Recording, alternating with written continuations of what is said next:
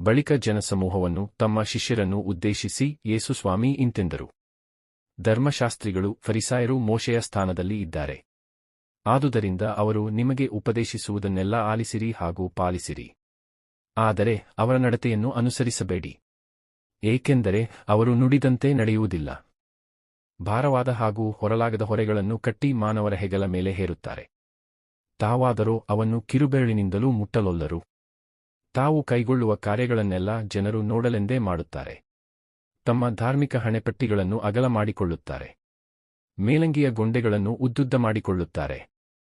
ಔತಣಕೂಟಗಳಲ್ಲಿ ಶ್ರೇಷ್ಠ ಸ್ಥಾನಮಾನಗಳನ್ನು, ಪ್ರಾರ್ಥನಾ ಮಂದಿರಗಳಲ್ಲಿ ಉನ್ನತ ಆಸನಗಳನ್ನು, ಪೇಟೆಬೀದಿಗಳಲ್ಲಿ ವಂದನೋಪಚಾರಗಳನ್ನು ಅವರು ಅಪೇಕ್ಷಿಸುತ್ತಾರೆ.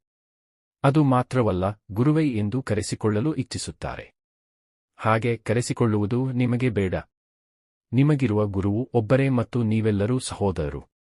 ಇಹದಲ್ಲಿ ನೀವು ಯಾರನ್ನೋ ಪಿತನೇ ಎಂದು ಸಂಬೋಧಿಸಬೇಡಿ. ಏಕೆಂದರೆ ನಿಮ್ಮ ಪಿತ ಒಬ್ಬರೇ. ಅವರು ಸ್ವರ್ಗದಲ್ಲಿದ್ದಾರೆ. ಒಡೆಯ ಎಂದು ಕರೆಯಿಸಿಕೊಳ್ಳಬೇಡಿ, ಏಕೆಂದರೆ ನಿಮಗಿರುವ ಒಡೆಯ ಒಬ್ಬನೇ, ಆತನೇ ಕ್ರಿಸ್ತ. ನಿಮ್ಮಲ್ಲಿ ಶ್ರೇಷ್ಠನೋ ಯಾರೋ ಅವನು ನಿಮ್ಮ ಸೇವಕನಾಗಿರಬೇಕು. ತನ್ನನ್ನು ತಾನೇ ಮೇಲಕ್ಕೇರಿಸಿಕೊಳ್ಳುವ ಪ್ರತಿಯೊಬ್ಬನನ್ನು ದೇವರು ಕೆಳಗಿಳಿಸುವರು. ತನ್ನನ್ನು ತಾನೇ ತಗ್ಗಿಸಿಕೊಳ್ಳುವವನನ್ನು ದೇವರು ಮೇಲಕ್ಕೇರಿಸುವರು.